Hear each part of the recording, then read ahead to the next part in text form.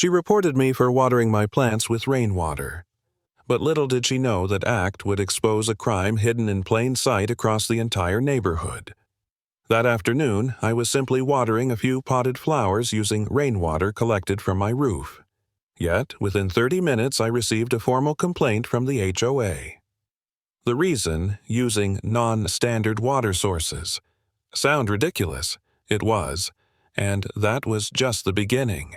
The very next day, a city inspector showed up at my door.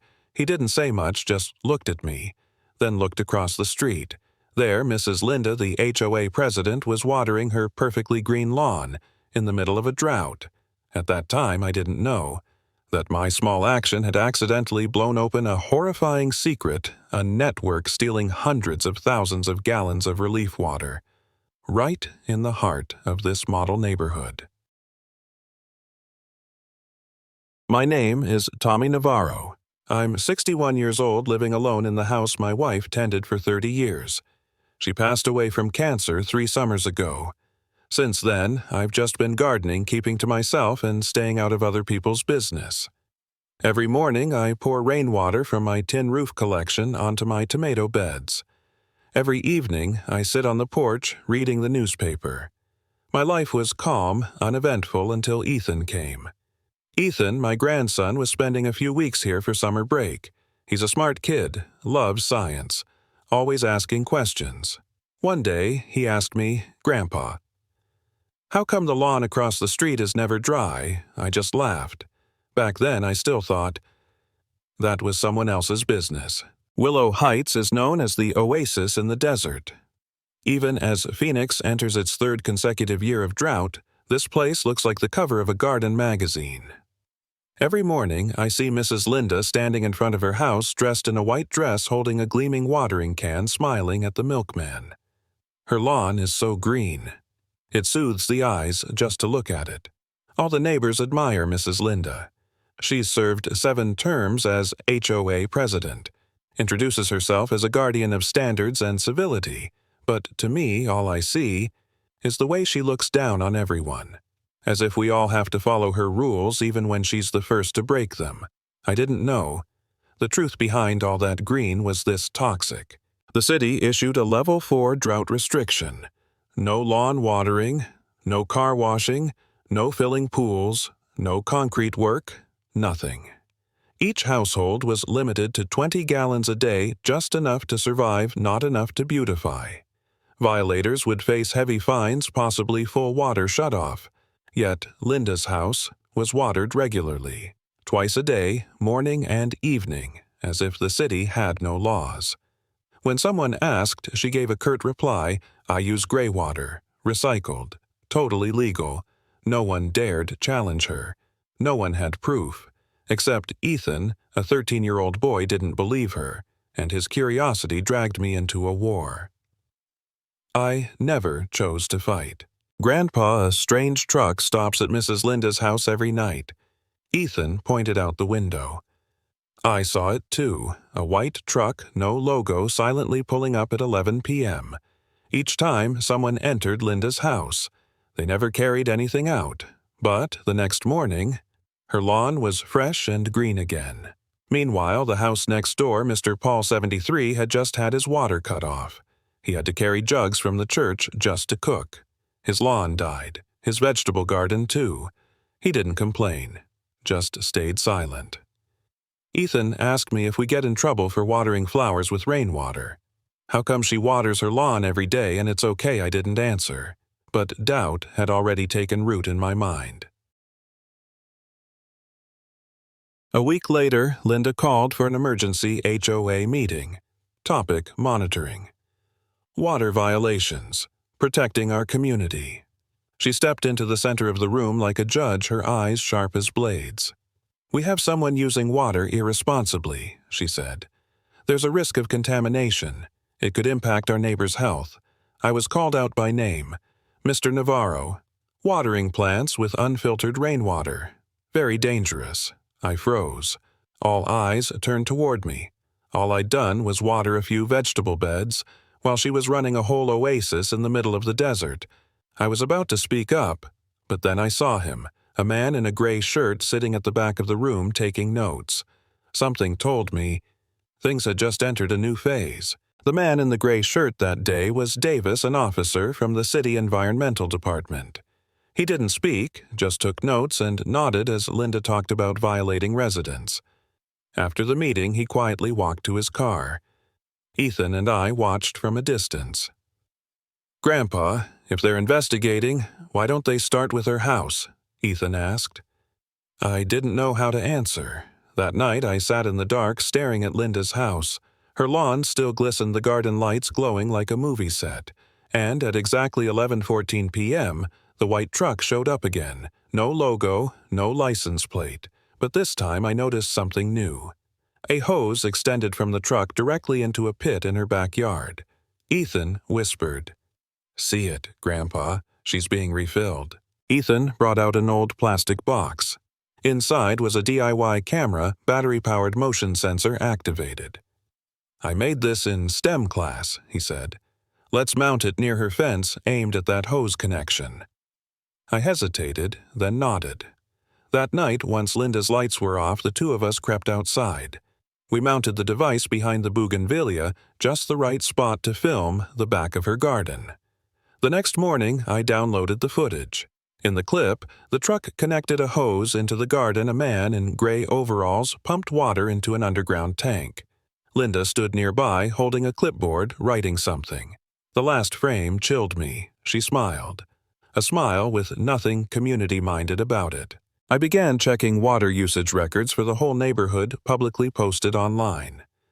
There was one odd detail: Linda's household used less water than average. In fact, less than mine. But in reality, she watered twice a day, kept a full pond, and hosted backyard parties every weekend. So, where was the water coming from? Ethan suggested attaching a pressure sensor to the nearest fire hydrant. If someone's siphoning water illegally, there'll be a visible pressure drop. I never wanted to get involved, but this time I agreed. After 24 hours, the data came back. A major pressure drop every night between 11:00 and 11:45 p.m., exactly when the truck arrived. We no longer had doubts. Someone was stealing emergency relief water for private use. Mr. Paul, 73 years old, had his water shut off for good. He had to walk 3 blocks to get water for tea. One afternoon, he collapsed in front of his house. Paramedics arrived late. The news spread. People started whispering, but Linda still hosted her weekend picnic. There was wine, soaking wet flower beds. Ethan said quietly, "I can't take this anymore, Grandpa." I tried to stay calm, but then I noticed, at the picnic, a few others were watering their gardens like Linda. Green lawns, lush hedges, no water cuts. Could it be? She wasn't the only one, Ethan asked. "If we report this, will the authorities believe us?" I looked at the footage on our device, clear and complete. I made up my mind. It was time to bring the truth into the light. I sent an anonymous email to the city environmental department. Attached the video screenshots of digital water meter logs and a timeline diagram of nightly water draws. I didn't sign my name. I didn't want to be involved. 2 days later, Davis, the environmental inspector, returned to our neighborhood. This time, he brought an engineer and a specialized measuring device. No one knew what they were doing. We only saw them crouching near a fire hydrant, installing equipment and taking notes. Ethan and I watched from afar. I felt the same tension I used to feel as a firefighter before the flames rose when the air already smelled of smoke. The next morning, the official report came out, detected irregularities at Maple South Pipe Junction, under investigation. Linda continued watering her lawn as if nothing had happened, but her eyes were starting to scan the neighborhood. Linda went door to door inviting everyone to the Green Festival, free juice barbecue, and a green commitment form, pledging to protect the neighborhood's reputation and avoid media distortion. I took the paper, read it carefully. It stated that residents affirmed no awareness of any illegal activities within the community. Ethan looked at me. "This is a gag order." I tore up the paper. That day, I didn't attend the festival. I just watched from my balcony, saw Linda shaking hands with everyone, saw the same people who had once been under suspicion, watering their gardens just like she did. And I wondered, am I living among neighbors or inside a network? A young resident posted a warning online in the community forum there may be water misuse going on. The post was deleted within 10 minutes. Their account was locked. The poster was then invited to a private meeting with Linda. That night, I received a phone call, a deep male voice, fast and direct. "Mr. Navarro, I know you're not the one stirring trouble, but if you keep leaking data, you'll regret it." I didn't say a word, just hung up, but my hand was trembling. Ethan walked in. "You okay, Grandpa?" I just nodded. But deep down, I knew. They knew what I had done, and they were about to strike back. The next morning, my water was shut off. No notice, no explanation, no warning. I went to the HOA office to ask. The secretary simply said, "Technical error in the system. We apologize for the inconvenience." Linda looked at me and gave a faint smile, a smile that didn't need words. Ethan asked, "Are they retaliating?" I stayed silent. That afternoon, Davis returned. I hesitantly asked, "Have you found anything yet?" He stared at me, then said softly, "We need more evidence. If you have anything, send it as soon as possible." I went home, loaded the USB with all the footage and data into an envelope, mailed it anonymously via express delivery, and I knew then there was no turning back. A week later, 3 more homes had their water cut off entirely. Mr. Paul had to wash his face with wet wipes. The young mother at house number 18 carried her baby to the park to ask for bottled water. Meanwhile, Linda's garden got a brand new misting system. Whispers started among the neighbors.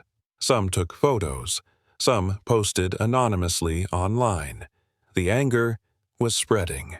That night, Ethan pointed to a map of our neighborhood circling 5 houses with suspiciously green lawns. "A network," he said. "It's not just Linda." I stared at the diagram. My chest turned cold. Ethan asked, "Are you ready?" I nodded. The confrontation was about to begin for real. Davis released the preliminary investigation results at the main Maple South water line. Over 180,000 gallons of emergency relief water had been lost in just 4 months. It wasn't a leak. It wasn't an accident. It was deliberate extraction. They discovered an illegal tap, a hidden spout buried under a patch of lawn, and the address 143 Willow Linda Fairbanks House. The whole neighborhood was shaken. Houses that had remained silent began speaking up. One neighbor reported that Linda had pressured them into signing a non-disclosure pledge. Another said they saw Davis being followed. But what truly chilled me was when Davis said she didn't do this alone. Someone inside the city helped her. Linda's late husband, Conrad, was once a senior pipeline engineer for the city of Phoenix. His file showed he had access to the emergency water distribution maps. Ethan traced an old email thread from Linda's discarded tablet. One name kept appearing: D. Smith, Department of Water. Davis confirmed Smith is a supervisor. He has full access to the city's water systems. This wasn't just a resident violation. This was systemic corruption. We knew if we didn't act now, this would get buried. That night, Ethan and I made a decision: we had to go public, and the only person who could bring it to light was me. I requested an emergency HOA meeting titled Update on the Drought Situation. Linda reluctantly agreed. More than 30 residents showed up. I stood and projected on the screen footage of the water refill truck, maps of the stolen water routes, and Davis's technical findings. Linda's face went pale. "You obtained this illegally." "This is defamation," she shouted. I stepped forward. "What's illegal? Is the hose buried under your lawn?" The room fell silent. Then one clap, then 2, then 3. No one believed her anymore. Linda stormed out of the meeting. But I knew she wasn't finished. 3 days later, I was called into the police station for trespassing. The complainant, Linda. I presented evidence I had never entered her property. All footage was recorded from outside the fence. The officer just shook his head. "They're going all in now. Be careful," he warned. When I got home, I noticed the back door latch had been tampered with. Nothing was stolen, but my surveillance camera had been wiped clean, very professionally. Ethan turned pale. "Grandpa, are you scared?" I looked out of the window, at Linda's lawn, now turning yellow. "No," I said, "because she's losing control." That evening, someone knocked on the door. A young woman, red-eyed, said, "I'm Megan." Linda's daughter. I was surprised. She bowed her head. "I came to apologize." I didn't know what my mother had done, but I found this. She handed me a USB drive. Inside were emails between Linda D. Smith and 4 other residents. They shared water tap diagrams, truck schedules, and profit splits from selling gray water to golf course contracts. They weren't just stealing. They were reselling relief water at 5 times the price. She said, "They're planning to expand to 3 more neighborhoods." I looked at Ethan. "It starts here," I said. "We're going to end it." Davis arrived the next morning with a full investigative team. This time, they had a search warrant. In Linda's backyard, beneath a layer of decorative stones, they found a hidden tank connected directly to the main pipeline, bypassing the meter. Capacity, over 12,000 gallons. Linda was handcuffed right in front of the neighbors, but the bigger shock came later. In Dia Smith's office, they uncovered an expansion blueprint, Project Oasis, a commercialized redistribution scheme for gray water proposed by Linda herself. That night, Davis called me Mr. Navarro. "You didn't just save your neighborhood. You stopped a network exploiting a crisis for profit." I didn't reply. I just looked at my tomato patch in the backyard soaked with rainwater. The next morning, the story made front-page news. The Green of Deceit blared the headline. Reporters swarmed the neighborhood. Cameras, microphones, lights, illuminating a street that once lay quiet as a graveyard. I, someone who had just wanted to live quietly, now stood in front of a microphone. "I'm not a hero," I said. "I just couldn't stay silent when I saw injustice." Ethan gave a separate interview. What he said nearly brought me to tears. "I didn't save anyone. I just did what's right. That's what my grandpa taught me." Those who had once feared Linda now found their voices. They spoke of water shutoffs, threats, things they thought no one would believe. Now, people believed. And the scariest thing for a manipulator, the truth, had found its voice. The neighborhood began to change, not in the color of the grass, but in the voices that rose. Mr. Paul, age 73, who once fainted from dehydration, appeared on local television. "I don't want pity," he said. "I just want to know why I had to ration every sip while they watered their lawns like it was money laundering." Maria, a single mother, cried during her interview. "My kid had to bathe with wet wipes for 2 months, and I thought, maybe it was because we were poor." One by one, stories came out. Not dramatic, not poetic, just truths. That had been suffocated all summer. The city began holding public hearings, the first session standing room only.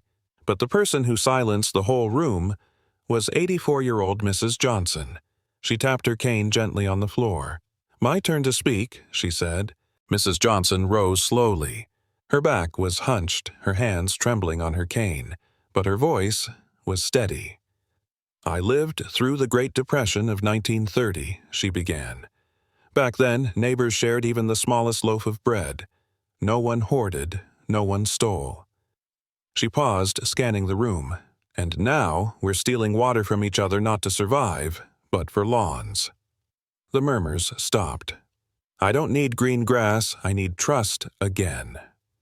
That final sentence brought the entire room to its feet in applause. Davis, the environmental inspector, stepped up to the podium.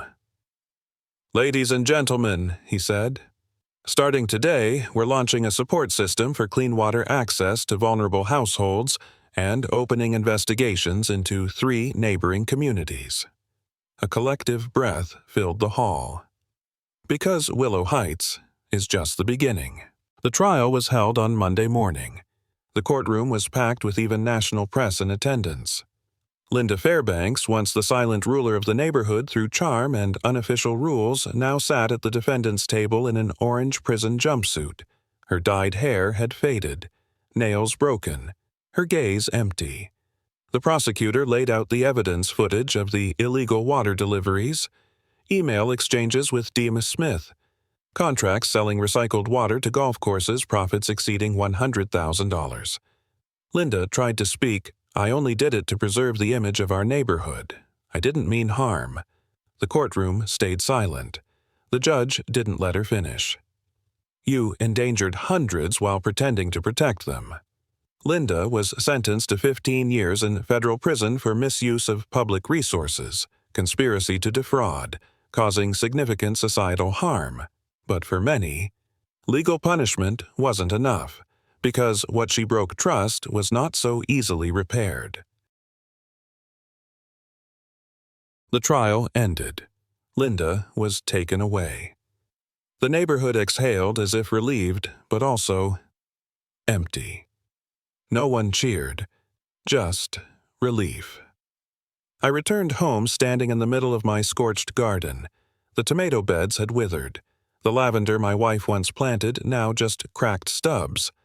I brought out a fresh pot of soil, planted a few desert seeds, slow-growing, drought-resistant, but resilient. Ethan brought out the last bucket of collected rainwater. "Shall we start over, Grandpa?" I nodded. Neighbors began dropping by. One brought compost, another irrigation pipes.